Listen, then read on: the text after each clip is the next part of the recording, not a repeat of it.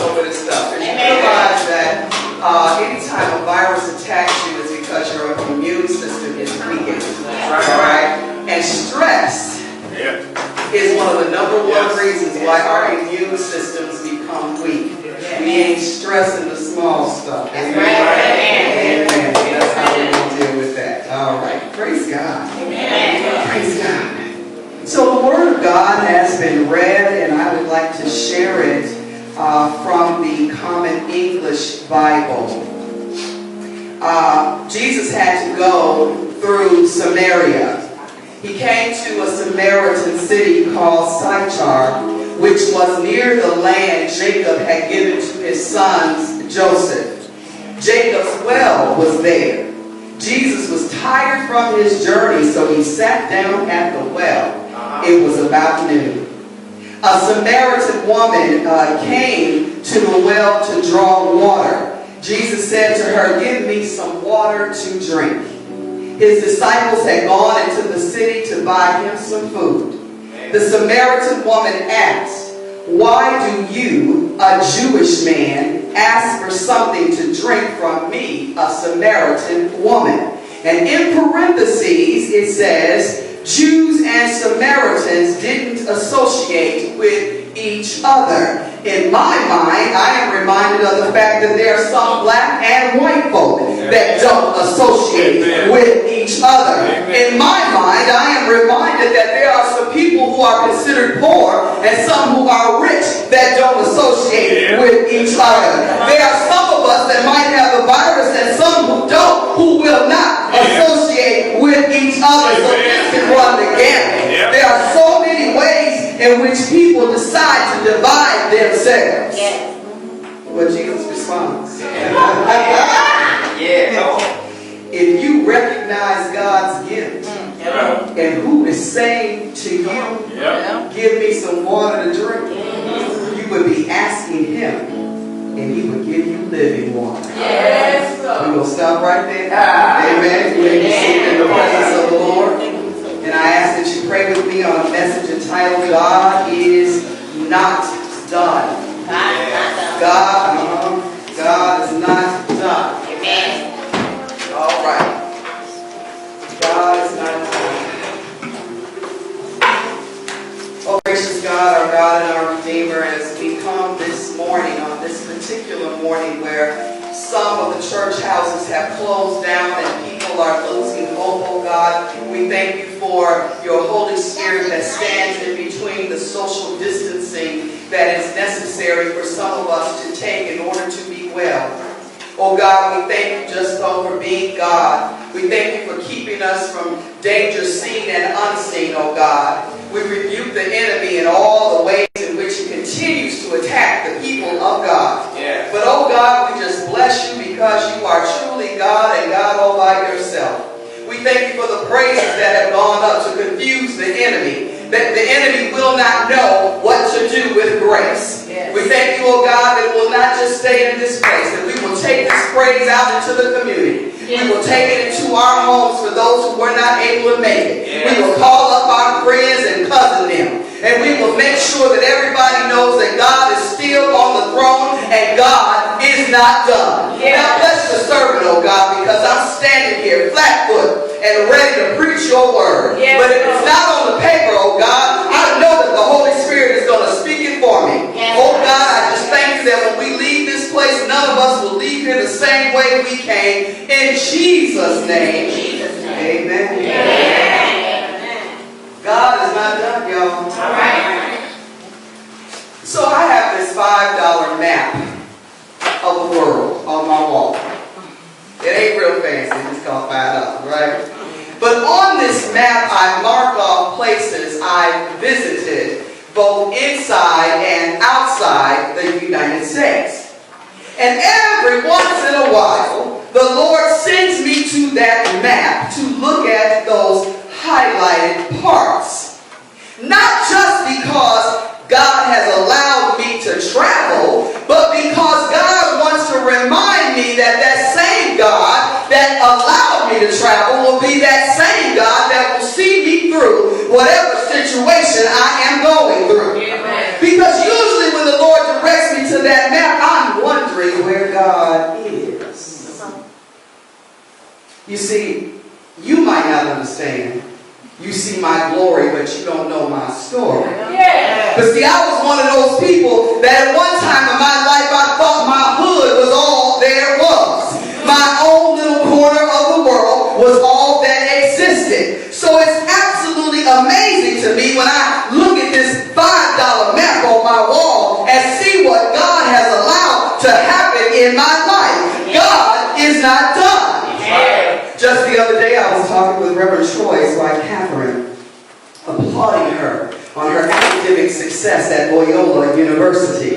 And I remember the numerous conversations we've had over the years about her returning to school to complete her bachelor's degree and how nervous she was about it. But now, after only being enrolled for a few short months, she was asked to be a member of the Golden Key International Honor Society. God is not done. This past Monday, Bev and I were here with some people from Just Roots. And I was telling them how Bev glows when she speaks about returning to school after so many years to work on her degree in urban farming. The transition has been a bit of a challenge, but Bev has realized that God was not done. Too many of us have reached the point in our lives that our misery and ugly ways show that we don't believe that God can do anything else in our lives. We believe that this is all there is. But I just dropped by for a few moments this morning to tell you that what you're feeling ain't all there is. That little bit of money you got in your pocket, that ain't all there is. It's how you're living, where you're living ain't the best situation. Just know that God is not done. Then is a time to let it go in order to get closer to God. We interlink blind to so many possibilities, yet Jesus can help us see them. We know that God is almighty and can do anything but fail. We just don't know how that can happen in our lives. But God's ways are not our ways. The Word tells us God's thoughts are not our thoughts. And you might just have to accept that you ain't gonna know everything. If you were here last week, you know that God is looking for some sailboat Christians. So jump in your sailboat for the ride of your life. God is not done. Jesus has been preaching, teaching, and healing by the time we get to this point in the passage. And as we know from last week, the Lord does not keep set hours. We can call on God any time of day or night. But this narrative also lets us know that Jesus had a human side and knew how to take care of his needs when he was tired. And so around noon, he sits it down at Jacob's well in a Samaritan city. A significant spot in an insignificant place. You see, you'll remember from Bible study or from your own reading that Jacob was the infamous twin brother of Esau, born to Isaac and Rebekah, the grandson of Abraham and Sarah. So this well is in a place of political, cultural, and religious unrest. Samaritans and Jewish people have had a contentious relationship that dated back to the Assyrian takeover of the northern kingdom in 722 BC. You'll remember that what they did was they took the cream of the crop. They took the artisans, they took the highly educated ones, and they took them, removed them, and put them in a foreign land. The rest of us, they left us. They redlined us. They made us stay in our ghettos, in our hoods. Right. And we began to intermarry with the Assyrians and the other foreigners that were there. The people established their own religious beliefs and have been hated ever since because they are considered half-breeds. Jesus is on his way to Galilee. And Scripture tells us that he chose to take this route that was shunned by most Jews, even though it was the shortest route. They would rather take the long way. Take the B train when they could take the A train. But what it tells me is that no matter how many walls you build, no matter how many people of other races this country tries to ostracize, God is no respecter of person, and the person that's nobody to you is somebody to Jesus. So Jesus stops in a Samaritan town while his disciples have gone to get him some food. A Samaritan woman comes with her bucket to get some water from the well, and Jesus asks her for a drink. Now, by tradition, y'all, a rabbi would never speak to a woman in public, not even his own wife. It was equally unacceptable for a Jewish person to accept a drink from the cup of a Samaritan. But this woman has a bucket and Jesus needs a drink. This woman has what's needed to get the water from the well and Jesus is thirsty. Now, why would Jesus ask this no-named woman who represents a race his people didn't like for a drink? I know you want to know. Well, the most obvious answer is because Jesus is always doing the opposite of what folk think. What they expected. The obvious answer is Jesus ain't worried about who we think he should talk to. But I have another question for you. What rule is Jesus breaking by talking to you? What rule is Jesus breaking by talking to you? I remember when I was going through the ordination process, and those of us that were ordained in a certain association whose name I will not mention knows that it was a very arduous process, very lengthy. And I remember sitting in one of those meetings, and they were looking over my biography. And one of the ministers on this committee said to me, "I see that you were divorced." I said, "Yes." And he says, "Well, I would like to know, since you are entering a covenant with God and the church, how do you feel that breaking the covenant of marriage makes you suitable to be ordained in the church?" What rule is Jesus breaking by talking to you and to me? Why would Jesus ask the Samaritan woman for a drink from Jacob's well? Because it is a divine setup.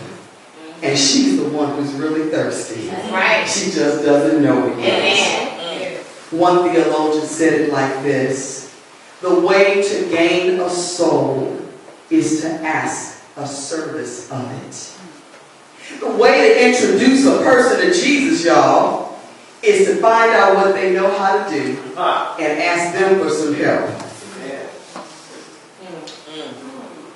The Samaritan woman has a bucket, but it's empty. And this is one way we know that God is not done: when our buckets are empty. Anybody got some empty buckets? I don't hear you now. You ain't that way. The bucket is empty, Jesus. God is not done when our buckets are empty, when our pockets are empty, when our hearts are empty, when our homes are empty, when all of those things that are filling, making voids in our lives. God is not done, y'all. I know you want to think that God is done, that God is not hearing you, but when our buckets are empty, God is not done. How do I know? Well, Jesus asked the Samaritan woman for a drink, breaking all kind of rules. She's also uncomfortable with his request and lets him know all the reasons why this is something she shouldn't do. She says, "Jesus, you're a Jew. Jesus, you don't even have no bucket. Jesus, the well is deep. You know, we can sure talk the Lord out of blessing us with our unbelief." Jesus then moves in for a setup and tells us that instead of him asking her for water, she should have asked him, and he would have given her the water prophesied by her ancestors. Water that would make her thirst no more, the living water of life everlasting, which was standing right in front of her. Jesus said, "If you knew, you would have asked. It's our tendency to believe that when our backs are against the wall, when we cannot figure out that this is just how it's going to be. But Jesus is telling us, if you knew who I was, you would have asked for what you needed. If you knew who I was, you would have asked for what you needed. Somebody needs to ask Jesus for what you need.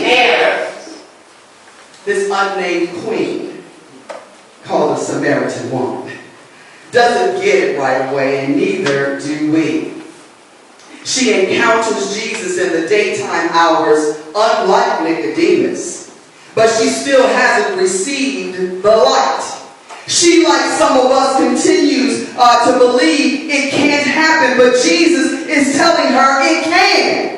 And not only can it, but it will be more than you can imagine. It will last longer than you can imagine.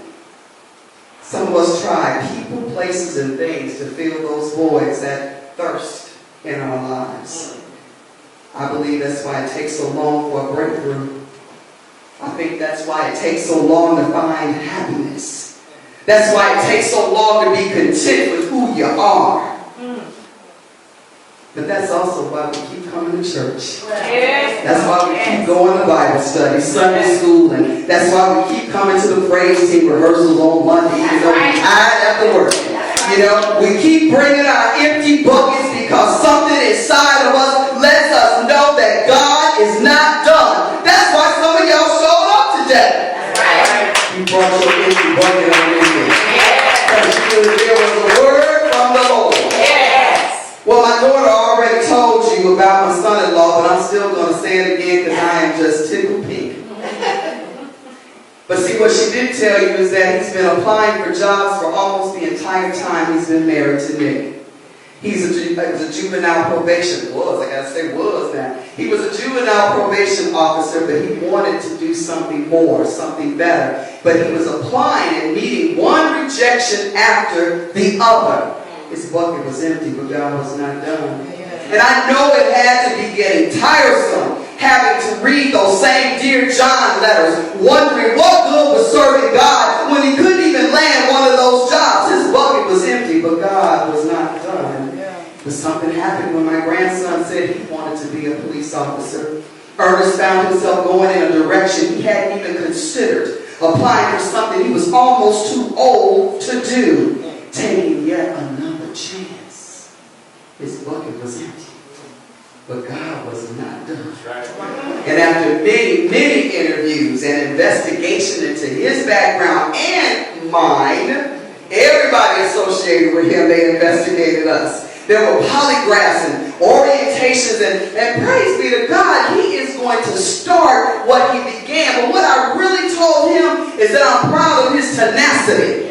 See, a lot of people would have given up along that journey.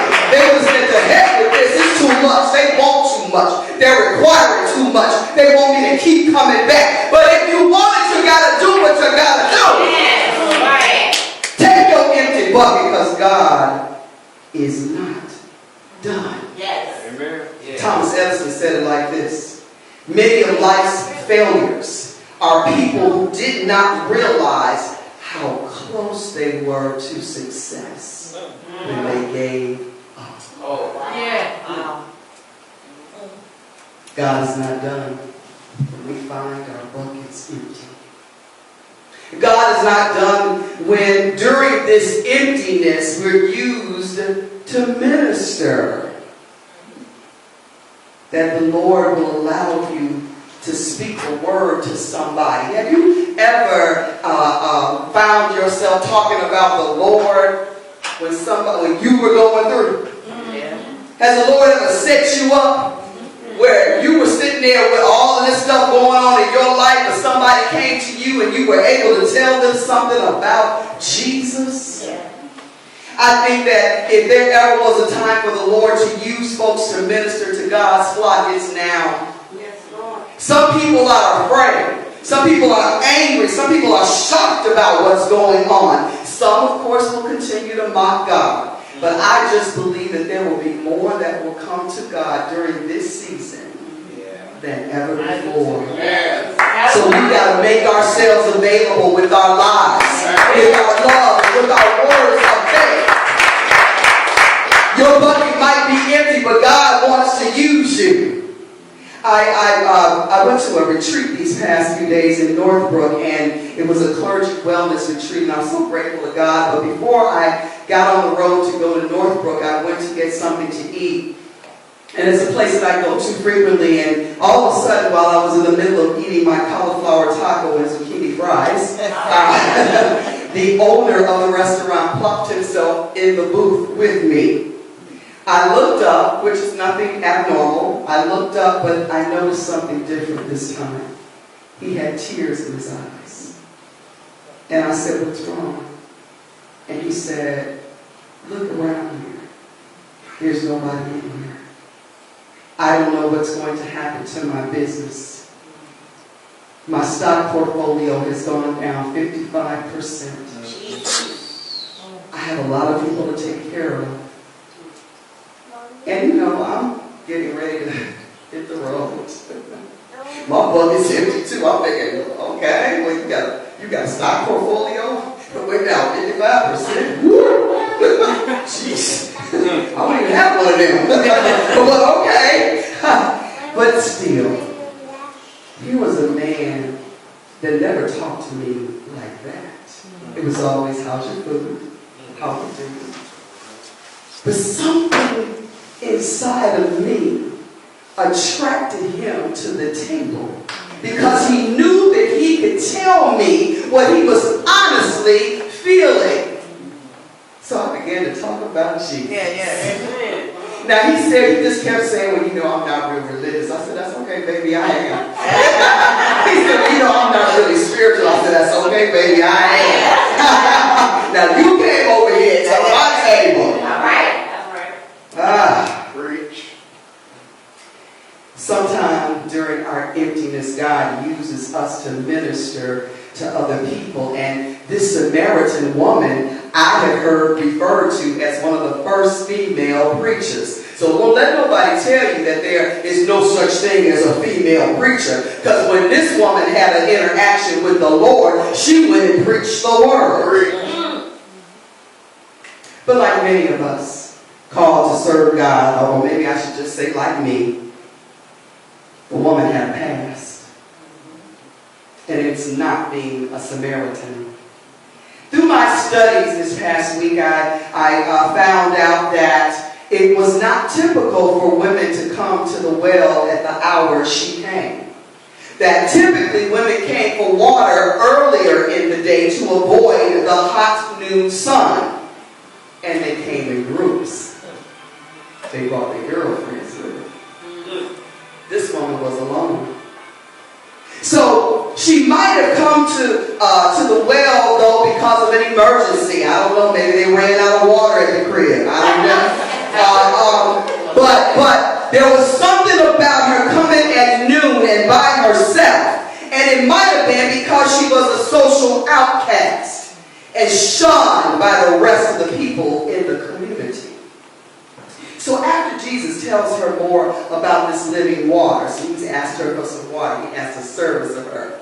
And then she turned around and said, "Wait a minute, now you ain't talking about just some regular water. I want some of that, which you got." And so after Jesus tells her about this living water that will quench her inner thirst, she asks for it. She still believes, though, he's talking about the other kind of water, though, to some degree. But she's excited about the prospect of not having to come to that well and be embarrassed anymore.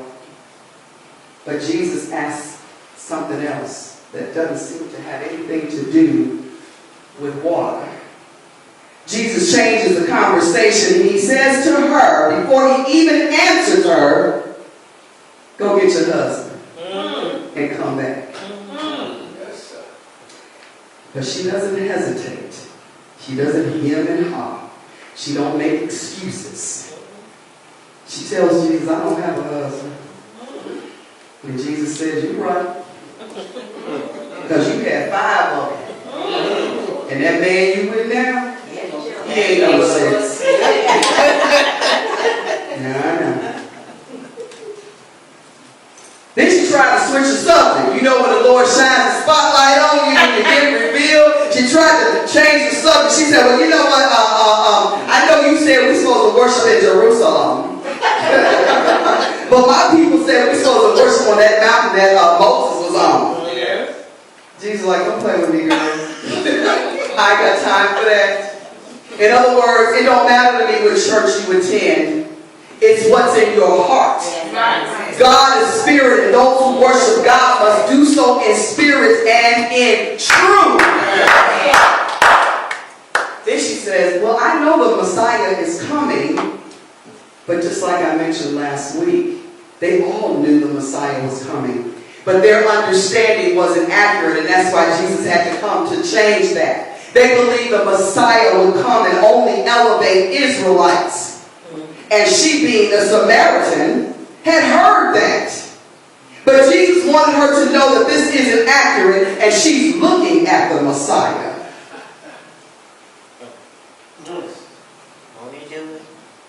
In addition to knowing that the Messiah was coming and believing that the Messiah was only going to elevate the Israelites, there was one other thing that they knew about the Messiah. That the Messiah would be known if the Messiah was able to tell you your secrets. Sister dropped everything. He's the one. And she went to spread the word, and the people listened. The girl was preaching. And her message was so powerful, people believed. And they went to see Jesus. They said, we're going to his church next Sunday. They wanted to know who this man was that brought such joy to this shunned woman. This woman who wasn't even able to be married again and was maybe made to live with somebody. Then they came back and told her, we ain't got to hang on your testimony.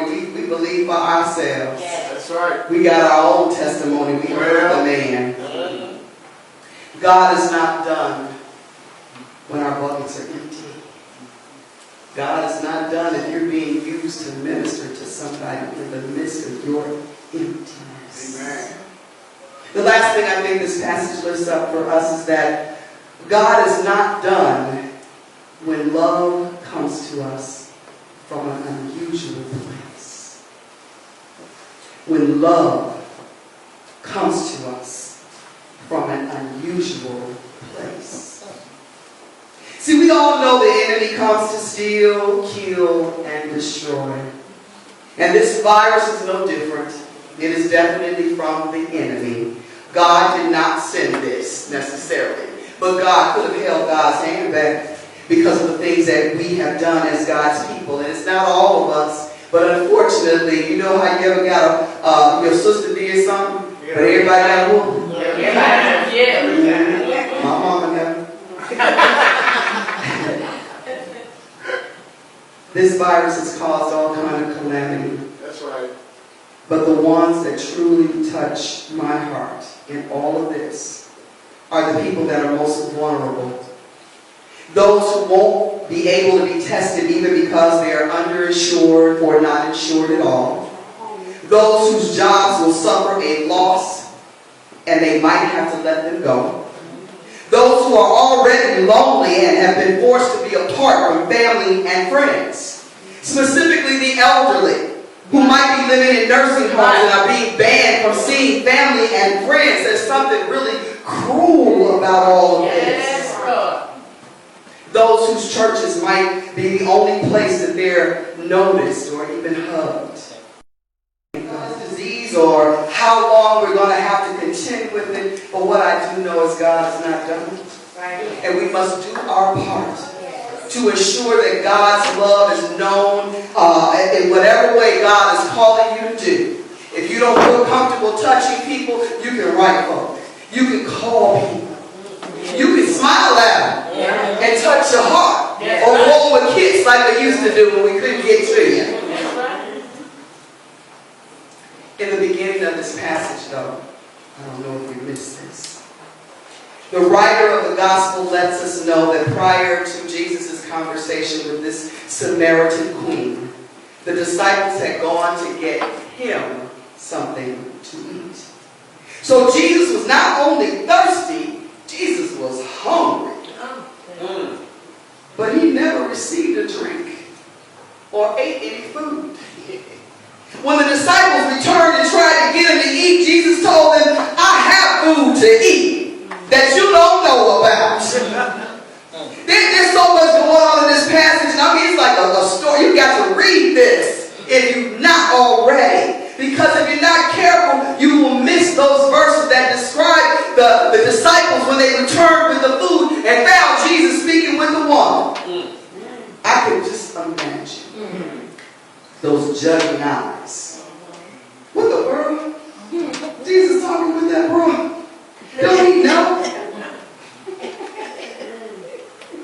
But Jesus knew how they were going to behave. That's right. That's why he sent them on the way. Yeah. He didn't want them trying to run her away like they did the children when they tried to come. But the Samaritan's woman's sermon was simple, y'all. She said, come see a man who told me all about myself. The Samaritan woman's sermon was simple, but it also said something else. Come see a man who told me everything I did and loved me anyway. Yes. Come see a man who told me all of them things that I did that I thought nobody knew, but it loved me anyway. God is not done when love comes to you in an unusual place. Some of us have shared some things with people, and we weren't sure how they were going to feel about us afterwards. But they loved on us anyway. It didn't make them stop liking us. It didn't make them stop wanting to be our friend. God is not done, y'all. Amen. I know we're definitely living in some interesting times, but I'm going to be so glad to be rejoicing with you all the way through this. Amen. It is very clear that the gates of hell have ushered into our presence. But the gates of hell cannot come against the people of God. And God is not done. God will deliver us from the hand of the enemy. God will rescue us from the powers of darkness. God will give us double for our trouble. God will restore what the locust has tried to restore. God will pour you out a blessing you won't have room to receive. God will deliver us from the lion's den. Raise us from the dead. Heal our bodies. Restore our life. Make us walk right. Give us new life in our old age. God will change our name because God is not done.